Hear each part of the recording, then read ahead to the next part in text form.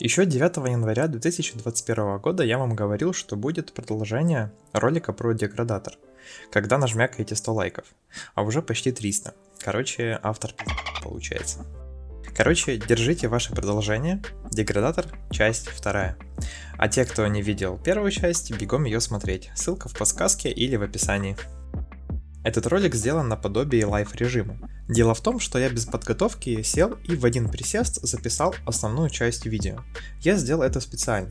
Я хотел не просто показать тебе готовый код или написать уже проверенный код ранее. А показать, как я размышлял, как писал код с нуля и как я его менял по ходу разработки первой игры. Так что бери чай, жопу кидай поудобнее и погнали учиться. Только аккуратно с чаем, а то иногда конфликт с клавиатурой бывает. Охайо, зритель, ты во вселенной Rebel, где изучаешь мир компьютерной графики и разработки игр. Подписывайся на канал, а также на все, что можно в описании этого ролика, не пожалеешь.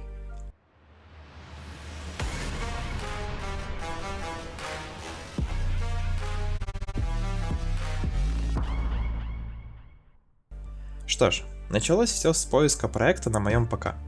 Когда нашел его в самом конце, был очень рад, а то вдруг не сохранился бы проект. Сразу поменял версию на более свежую и запустил для платформы Android. После запуска стал вспоминать, как и что я тут делал. Видел кучу моментов, как можно было бы сделать лучше. Все-таки времени прошло немало и опыта стало больше. Но решил ничего не трогать, так как теряется смысл первой части. Да и сделать надо максимально просто, все-таки для новичков ролик. Так что не нужно писать, что я ужасно пишу код или не умею пользоваться ООП, значит ролик не для тебя.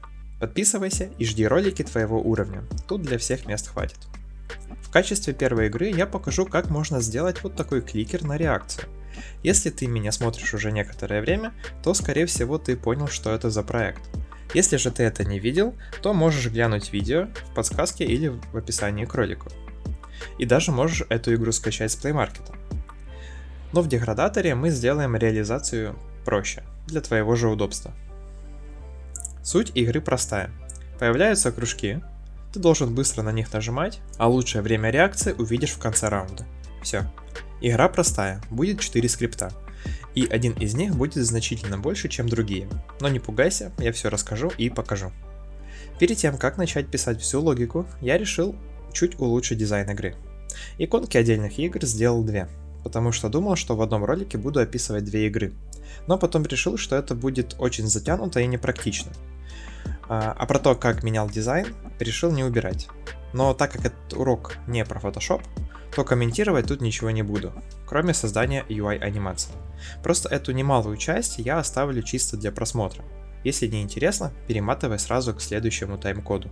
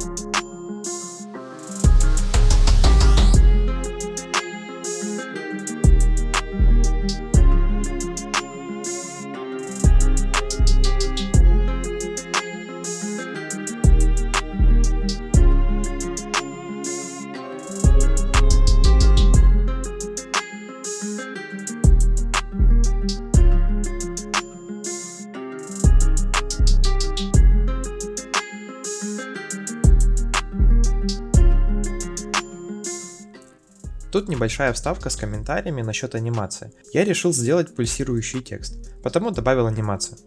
Чтобы это сделать, выбираешь объект, которому ты хочешь добавить анимацию, и после переходишь на окно Animation. Если его у тебя нет, повторяй за мной.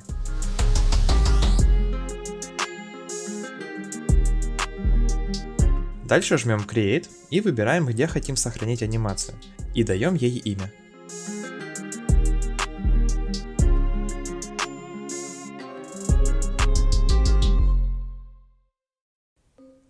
Выбираем параметр, который нужно анимировать, в этом случае будет Scale, который находится в компоненте Rect Transform. Нажимаем плюс и теперь добавляем ключи анимации. В начале анимации Scale должен быть по одному. Для этого нажимаем эту кнопку для фиксации значений. Ключи были серыми, а стали синими. Значит, там появилась информация. Передвигаемся на конец анимации, это 1 секунда, и делаем то же самое. По центру делаем больше на 0,05 значения для x и y. Таким образом получаем анимацию в 1 секунду, где в начале и в конце текст с нормальным скейлом, а через 0,5 секунды текст станет чуть больше. Готово. На нашем тексте автоматом добавляется компонент аниматор. Мы его активируем, чтобы анимация была постоянной. Если у вас такого компонента нет, тогда его можно добавить вручную и указать нужный контроллер с анимацией.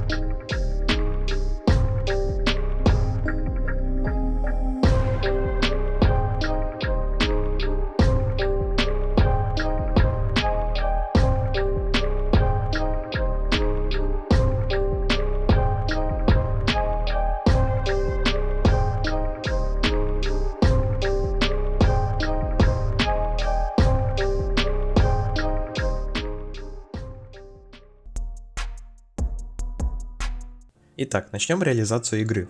Первым делом нам нужно два скрипта. Первый назовем Tab System. Этот скрипт будет управлять логикой спауна кружков и хранить разные параметры. После узнаешь какие. Второй будет Tab Item и будет вешаться на каждый кружок. Он будет контролировать свое время жизни и обрабатывать нажатие на кружок, а после удалять его, зафиксировав это время. Если тебе по ходу нарастания кода будет становиться все сложнее и сложнее, то тебе нужно будет сделать три вещи. Первое — это перемотать чуть обратно и переслушать непонятный момент. Второе, если все равно непонятно, пиши коммент, что автор, вот ты плохо рассказал вот тут и вот тут. Я это учту на будущее просто. Я все-таки тоже, как и ты, еще учусь, но учусь делать хороший контент. И третья вещь, дослушать до конца. Я там расскажу про весь код еще раз. Он будет написан полностью и станет все более понятно, так как весь код будет перед глазами. Скрипт TabSystem кинем сразу на пустой объект, который создали ранее. А TabItem закинем на кружок. Заходи в скрипты и убирай тело класса, то есть делай как и я. Некоторые оставляют это как есть, пустые методы и с комментариями, вот те зеленые строки. И это не очень хорошо. Начнем творить, добавив метод onTab в скрипт TabItem. Название уже говорит само за себя. В этом методе будет обработка нажатия на сам кружок. Пока оставим пустым и идем в скрипт TabSystem.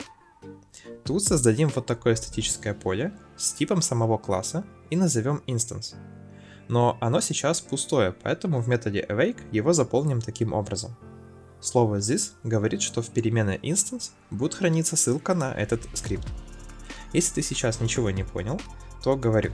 Это мы создали шаблон-одиночку, или его еще называют singleton. Это нужно тогда, когда у нас скрипт будет в игре только один, его копии не будет. Например, TabItem — это скрипт, который будет на кружках, но кружков будет много. А вот TabSystem, он будет в игре на постоянном объекте в сцене в одном количестве. И то, что мы только что написали, позволит нам обращаться к этому скрипту из любого другого скрипта в игре. И это удобно. Дальше создадим метод addTabToList.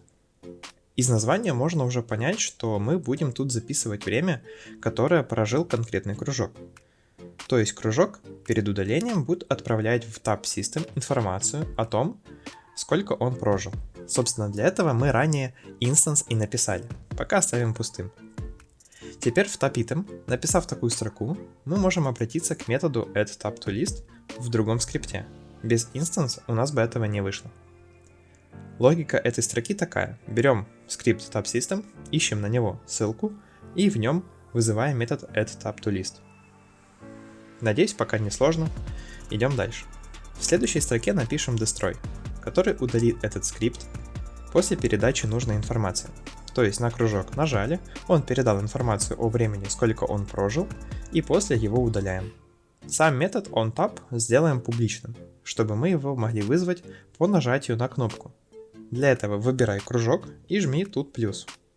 Перетягиваем объект кружка, так как на нем висит скрипт с нужным методом, и после выбираем сам нужный метод. Все, теперь когда нажимаем на кружок, вызывается метод onTab, который передает информацию о времени в TabSystem, которое пропишем позже. А потом удаляем кружок. В TabSystem допишем новую строку. Это будет список со всеми кружками, а точнее с их временем жизни. Мы должны их хранить в памяти, пока играем, для того, чтобы в конце смогли выбрать лучший результат. Тут я начал верно писать, но потом решил удалить, без понятия почему, потом я это верну. Теперь напишем две строки. Два поля с входящими данными. Переменная count TabItems будет хранить, сколько кружков игрок будет нажимать, чтобы уровень закончился. А time between tabs — это время между нажатиями на кружок и спауном следующего кружка. В своей игре, которая имеет ту же механику, я сделал функции, которые рассчитывают время и количество кружков в зависимости от уровня, чтобы чем дальше игрок идет, тем сложнее было. Тут этот фактор я убрал для простоты урока. Теперь займемся спауном этих кружков. Для этого создадим родительский объект points, сделаем его на весь экран. Для этого зажмем Alt и эту кнопку, а потом Shift и ту же кнопку. Теперь внутри создадим вот такие три точки. Сейчас скажу зачем.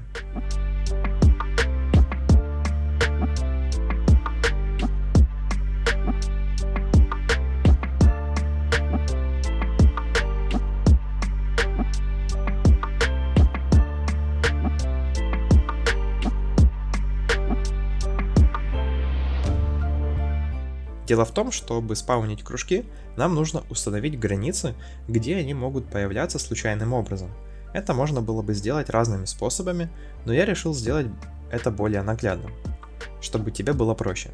Итак, мы будем спаунить кружок по двум координатам x и y. Y будем вычислять между этими двумя точками, а x между двумя нижними.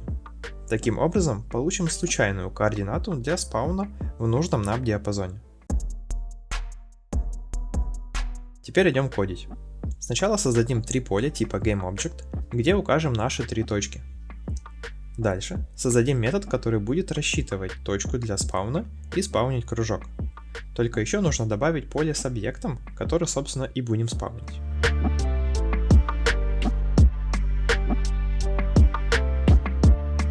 Итак, рассчитаем позицию x. Она будет типа float, то есть число с плавающей точкой, и высчитываться оно будет с помощью рандома между точками 2 и 3. Но мы не просто указываем точку, а берем компонент трансформа. Он есть у каждого объекта в сцене.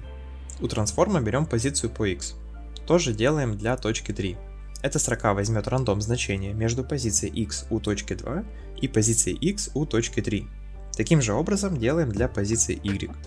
Только меняем точки с 2 и 3 на точки 1 и 2 и меняем значение с x на y.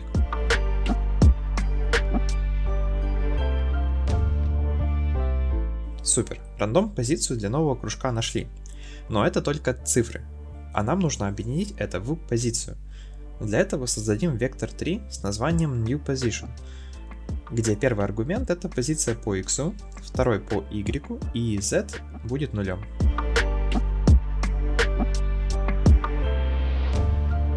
Вектор 3 это просто координаты в 3D пространстве, где z мы не трогаем, так как работаем в 2D пространстве, потому он 0. Теперь, когда уже есть позиция, мы можем заспаунить наш круг. Для этого есть готовый метод instantiate. Первый аргумент это то, что мы будем спаунить. Наш круг. Дальше позиция, где мы будем спаунить. Это мы уже вычислили. Дальше задается вращение, но мы его не меняем, потому пиши как и я. И в конце нужно добавить родителя, то есть где именно он будет в иерархии сцены. Не просто отдельно создаваться, а как дочерний объект. А родителем будет объект points, где мы создавали три точки для границ спауна. Его добавим позже, а пока добавим поле с новым объектом, который укажем как родитель. И допишем в метод instantiate. Только не просто объект, а нужно указать трансформ этого объекта. Это важно. Готово. Дальше я хотел дописать тут расчет времени, но ошибся с классом. Это нужно делать уже в TabItem, так как каждый кружок считает свое время сам, а результат уже передает в TabSystem. Тут уже вернул как надо, ибо список нужно инициализировать. Если мы это делаем в инспекторе, то можно было бы оставить как и есть. Но мы его заполняем уже внутри кода, тогда лучше сделать инициализацию заранее. Он создается пустым и уже готов к заполнению. Иначе мы бы пытались добавить объекты в список, который еще не создан. Улучшим наш метод addTabToList, добавив аргумент типа float. Именно это значение будет передавать каждый кружок. А внутри добавим это время в список. Теперь идем работать со временем в TabItem. Добавляем две переменные – StartTime и EndTime. Из названия, думаю, тебе понятно, что это будет стартовое значение и конечное. И когда конечное вычитаем из стартового, получаем время жизни нашего круга. Эти значения типа DataTime, и для их использования нужна библиотека System. Сверху дописали. Дальше создаем метод onEnable. Это метод самого Unity. Он вызывается, когда объект становится активным в сцене. В нашем случае этот метод вызывается, как только кружок появится у нас перед глазами. Он нам нужен для того, чтобы зафиксировать стартовое время, то есть время старта жизни круга. А время нажатия на кружок является конечным временем, потому в методе onTab фиксируем значение текущего времени в переменную endTime. Дальше с помощью такой строки получаем разницу во времени старта и конца жизни круга и передаем его через метод addTabToList в класс TabSystem, который добавит это значение в список. Таким образом мы заполняем список времени, из которого будем узнавать лучший результат. Но тут я немного ошибся, так как TimeSpawn хранит всю информацию о времени, дни, часы, минуты и тому подобное. Потому нам нужно дополнительной строкой извлечь время в секундах, потому что время реакции фиксируем именно в секундах. А потом уже переменную time передаем в метод addTypeToList. Но у нас снова ошибка, в этот раз из-за разницы в типах. Дело в том, что информация в TimeSpan хранится в типе double. Это более точный тип, чем float, но и памяти он кушает больше. А в методе addTabToList мы указали, что принимаем значение аргумента в типе float. Потому нужно заменить float на double, вот тут, а также в типе хранимом в списке.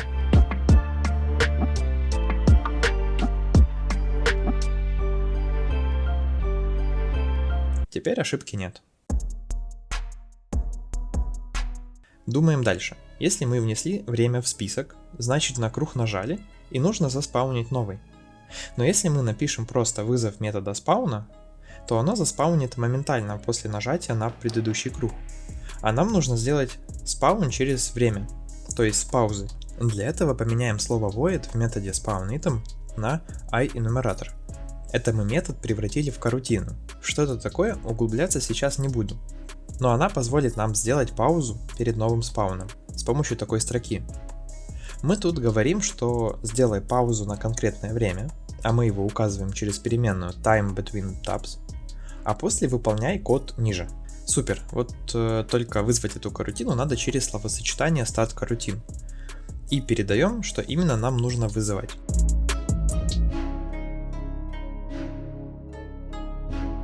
Отлично, надеюсь, тебе все понятно и интересно. Не забудь оформить подписку и лайкос влепить, для тебя же стараюсь. Если будет больше 200 лайков, сделаю вторую игру и запишу ролик в таком же формате. Думаем дальше. Сейчас мы можем нажимать на круг, фиксируем время и спауним следующий через конкретную паузу. Это хорошо, но нам нужно когда-то дойти до конца уровня. И для этого нам нужно как-то использовать поле CountUpItems. Для этого создадим переменную, которая будет считать, сколько кружков нам с тобой осталось отправить в ад. Ну, то есть сколько нажать. При старте игры она будет равняться стартовому количеству кружков, которые мы указали. А когда спаунится круг, то будем минусовать единицу. Такая строка. Это то же самое, что и вот эти две. Может, они тебе будут более понятны. Теперь осталось проверить, когда наше значение опустится до нуля, то будем завершать игру. Такую проверку сделаем в методе добавления времени, потому что именно он фиксирует завершение нажатия на круг. Пишем, что если количество оставшихся кругов равно нулю, то тогда завершаем игру. Эту логику допишем чуть позже. А иначе спауним новый круг.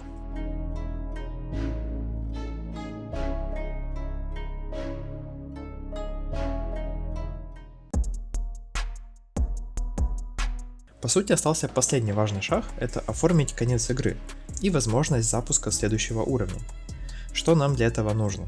Это UI-панель конца уровня и кнопки, которые будут запускать эти уровни. Ну и еще кое-что важное мы забыли. Возможно, ты помнишь про то, что мы должны вывести лучший результат. Вот с этого и начнем. Сначала я скопировал метод выбора лучшего результата из проекта с полноценной игрой, который показывал в начале. Он очень простой, сейчас поясню. Но прежде поменяй название списка, с которым работаем в этом методе. Итак, сначала фиксируем, что лучший результат будет первым в списке, а дальше у нас цикл, который проходит по всем остальным объектам, начиная с первого, так как нулевой у нас уже является лучшим результатом на старте проверки. А внутри цикла проверяем, если текущий результат меньше, чем лучший, то в переменную с лучшим результатом записываем текущий. И так до конца списка. Пересмотрите еще раз код, если непонятно. Этот алгоритм очень простой. Возможно, даже возьми листок бумаги, напиши в столбик разные числа, штук так 5. Хотя, давай покажу сейчас. Но если ты все понял, перематывай дальше. Итак, напишем в столбик якобы наш список с временами. Пусть это будет чисел так 5. Это время наших реакций. Нам нужно найти наименьшее число из списка, так как оно и будет являться лучшим. Алгоритм работает следующим образом. Сначала берем нулевое значение и говорим, что оно является лучшим результатом, записывая его в отдельную временную переменную result. Дальше проходим в цикле по всем остальным и проверяем его с нулевым. Берем первое и сверяем, меньше ли оно. В нашем случае нет, значит идем дальше. Сверяем второе и то, что записано в result. Так как второе значение меньше, тогда его записываем в переменную result. Тем самым говорим, что это лучший результат на данный момент. И идем дальше. Сверяем с четвертым, видим, что оно меньше нашего result, потому эту переменную перепишем новым значением. И пятое значение больше, чем то, что в result. Потому цикл окончен, и метод выдаст лучшее значение 0.187, которое было на четвертом месте. И да, метод не void, то есть тот, который ничего не возвращает, а у нас он вернет тип double. Именно поэтому у нас есть слово return и переменная с лучшим результатом. Дальше будем этот метод вызывать при выводе результатов. На строке 51 я вызов этот убрал, так как у нас там будет другой код. Итак, нам теперь нужна панель завершения уровня. Вернемся в Unity, давно там не были. Настроим сначала поля для скрипта TabSystem. Например, спаунить за один уровень будем 3 круга, время между спаунами будет 1 секунда. Потом наш круг сделаем префабом. Для этого просто перетянем его в панель Project, а со сцены можно удалить. Теперь этот префаб закидываем в поле для спауна. После нашей точки для определения позиции спауна.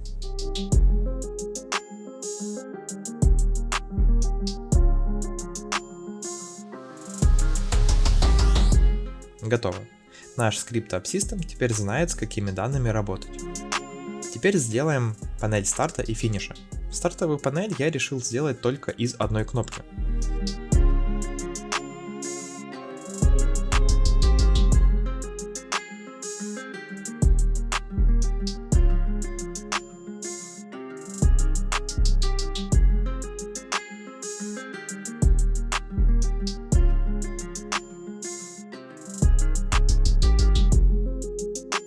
Накинул анимацию пульсации, которую делали еще в начале.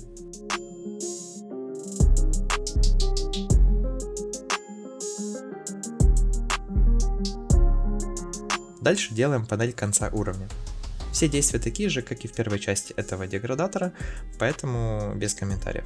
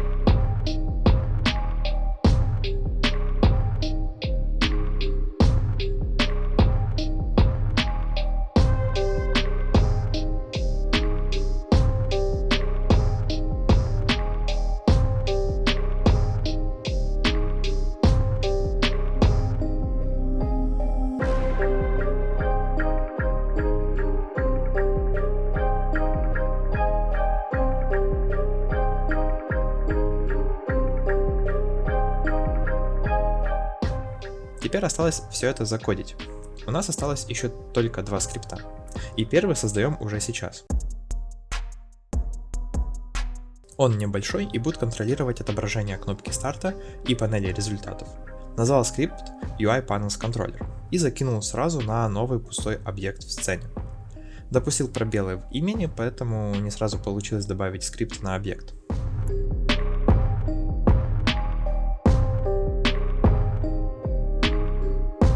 Убираем ненужные и напишем сначала 2 строки типа GameObject. Это панель старта и панель финиша. В методе start, который запускается один раз в начале игры, мы укажем, что панель старта будет активной сразу, то есть видимой.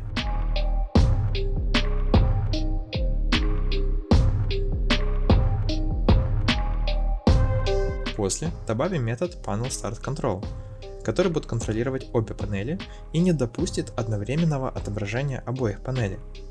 Тут я думал создать контроль для второй панели, но что-то не сразу сообразил, что она же будет примерно то же самое делать, поэтому убрал второй метод и оставил только первый. В него передаем аргумент типа bool. Это тот тип, который или правда, или ложь, то есть true или false. Так как этот метод контроля панели старта, значит, когда аргумент show является true, значит мы отображаем эту панель, а вторую скрываем. Если поставить знак восклицания перед bool переменной, тогда она поменяет свое значение. Тем самым мы сделали, что обе панели не смогут отображаться одновременно. Тут все, идем в Unity и укажем в нужные поля наши панели, которые будем туда-сюда показывать.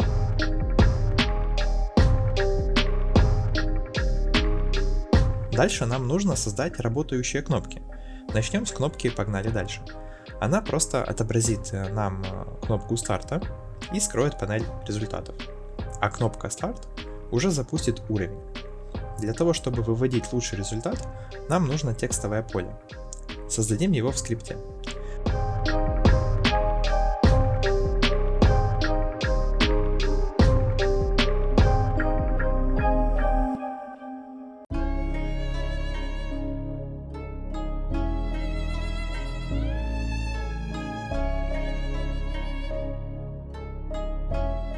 А заполнять его содержимое будем в методе onEnable, вот такой строкой.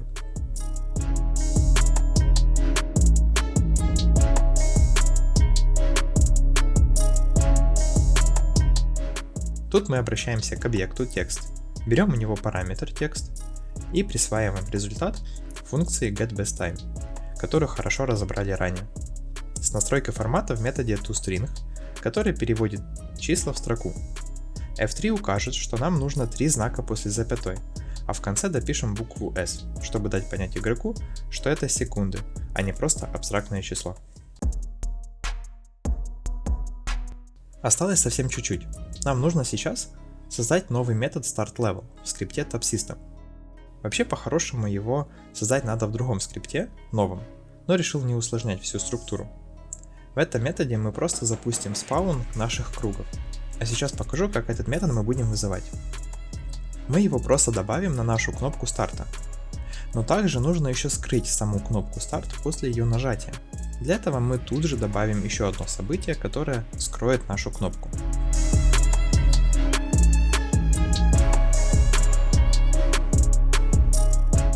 Уровень запускаем, а как же теперь зафиксировать конец строки? Для этого в TopSystem допишем новое поле с панелью финиша, и ее будем показывать, когда у нас закончились круги.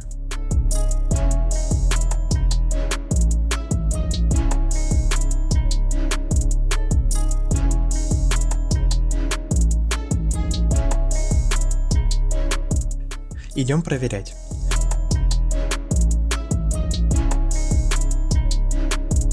Пошла ошибка. Конечно же, я забыл добавить несколько объектов.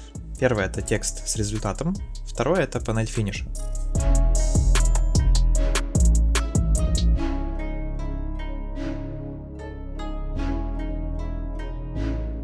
Теперь все есть.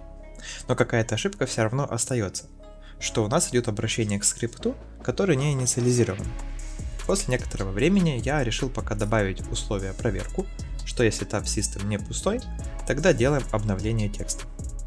Вот только я, наверное, устал уже на то время немного и сразу не понял, а почему же мы обновляем текст в самом начале игры, хотя должны в конце. Это до меня дошло уже потом.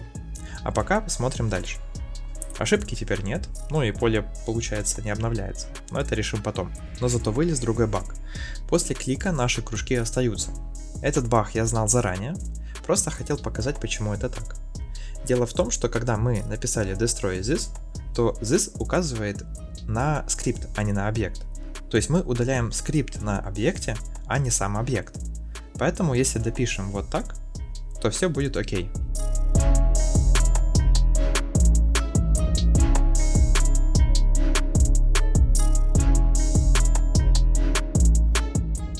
А если вернем и посмотрим, что было ранее, то видим, что когда мы нажимаем на круг, то удаляется сам скрипт с круга, а не сам круг.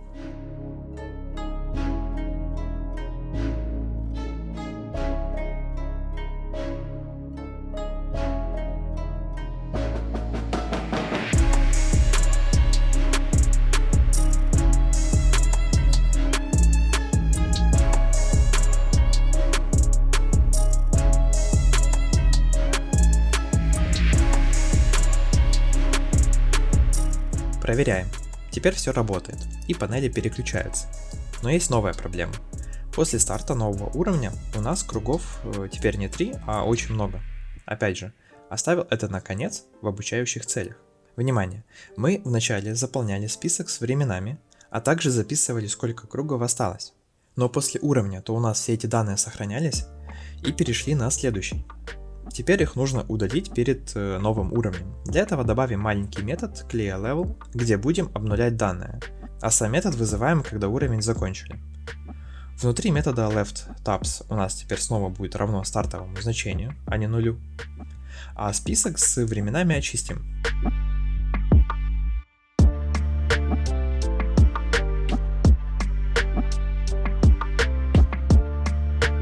Также убрал две ненужные переменные, их используем уже в скрипте TabItem. Готово. А вот тут до меня уже дошло, почему результат не обновлялся. Дело в том, что мы обрабатываем поле с текстом на объекте, который всегда активен в сцене, и пытаемся получить лучшее время до того, как список с этим временем вообще заполнен. Потому я вырезал код с методом onEnable, создал новый скрипт для панели финиша, а внутри уже вставил код метода onEnable и добавил поле с текстом.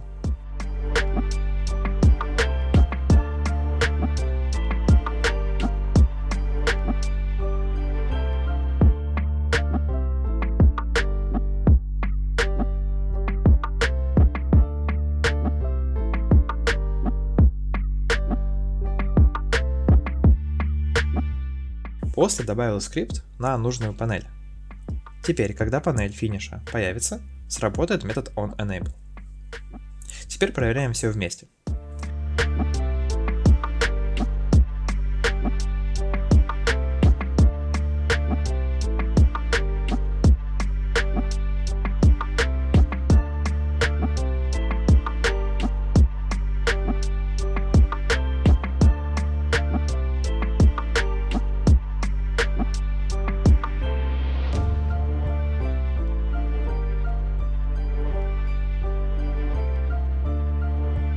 Все готово и все работает. Огонь.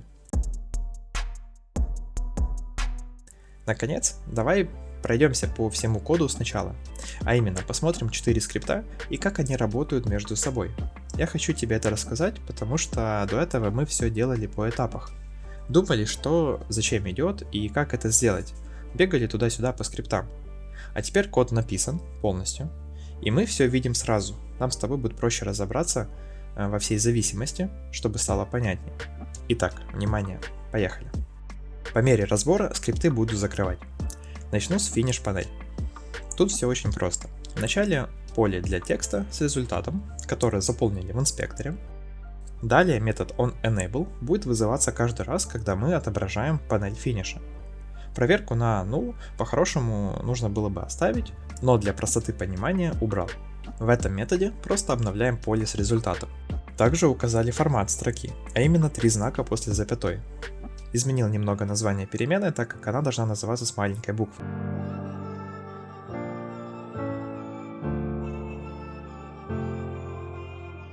Все, этот скрипт разобрали, идем дальше. А дальше у нас UI Panels Controller. Тут все тоже несложно. Сверху можем убрать лишние строки. Если название библиотек серое, а не белое, значит они не используются и их можно убрать. Дальше у нас 2 поля с панелями, которые хотим контролировать. Стартовая панель — это просто кнопка, а финиш — это уже объект с дочерними объектами, полноценная панель. Обе закинули в этот скрипт, который висит на отдельном понятном нам объекте, так как кидать все на камеру — плохая практика. Хотя в первой части деградатора я и сам закинул на камеру один скрипт. Дальше метод панель Start Control, который будет скрывать одну панель и отображать другую. Он используется 2 раза. Один раз выше в методе Start, чтобы в начале игры отобразить кнопку Start, а также по клику на кнопку погнали дальше. Но у нас еще есть одно исключение. Кнопка Start не вызывает этот метод. Она только скрывает сама себя и все. Если бы мы вызвали тут метод Panel Start Control, тогда нужно было бы ставить аргумент false. Но метод сработал бы неверно. Кнопку Start он бы скрыл, но отобразил панель финиша, что было бы неверным решением, так как игра только началась. Поэтому я сделал именно так, как ты сейчас это видишь. С этим скриптом все. Идем дальше. А дальше у нас скрипт TabItem, который висит на префабе круга. Когда мы его спауним, то оно отображается дочерним объектом, points. И у него сразу есть в событии нажатия метод onTap. И внизу сам скрипт tapItem. Этот скрипт отвечает за этот круг. Вверху две переменные для фиксации времени, появления круга и его удаления. А в методе onEnable фиксируем время появления, потому что круг только появился. А в методе onTap, то есть когда мы нажали на круг, мы фиксируем время этого нажатия. Потом узнаем разницу между появлением и нажатием, узнаем, сколько это секунд. Это время передаем в список времен в скрипте tapSystem и после удаляем наш круг. Готово. И последний скрипт — это, собственно, сам tapSystem. Вначале ссылка на этот скрипт, чтобы каждый кружок мог обратиться к методу добавления времени в список.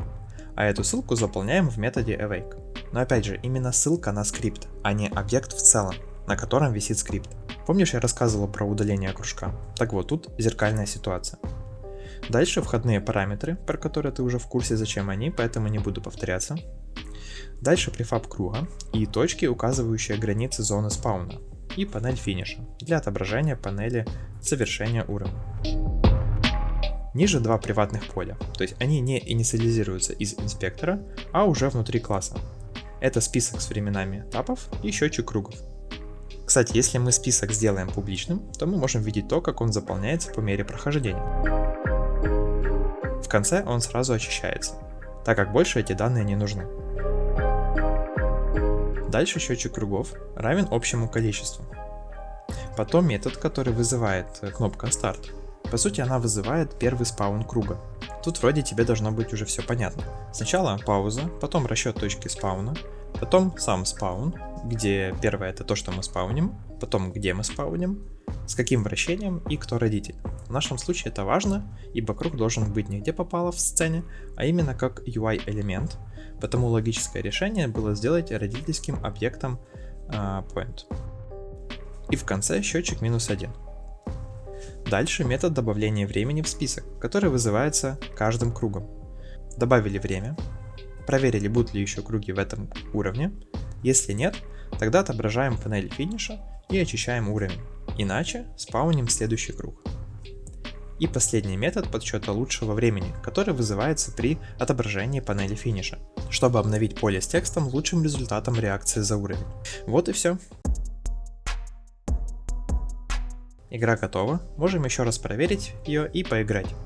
В качестве улучшения этой игры можешь усложнить код, добавив счетчик уровней, и в зависимости от уровня делать больше кругов и меньше времени между тапом и спауном. Как я это сделал в своей игре. Также в ней я еще вывел общее количество времени, потраченное именно на реакцию. Подумай, как это можно сделать. Расширь панель финиша, добавив новую информацию. Можешь также реализовать абсолютно любые другие свои идеи. Если хочешь поделиться своим результатом, можешь закинуть свою работу на Google Диск, а ссылку отправь мне по почте или на сервере Discord. И укажи рядом твой ник или имя. Если работ будет хотя бы больше 3, то сделаю обзор на ваши труды. А ник или имя мне нужно, чтобы идентифицировать тебя. Да и чтобы ты сам понял, что именно речь идет сейчас о тебе. Это одна из причин, почему я не даю исходники. Потому что если ты досмотрел этот ролик до этого момента, значит ты еще учишься работать в Unity. А для этого нужно написать все самому, а не копировать. Как и говорил ранее, если будет больше 200 лайков, сделаю вторую часть и запишу ролик в таком же формате. Спасибо, что досмотрел до конца. Удачи в изучении Unity вместе со мной.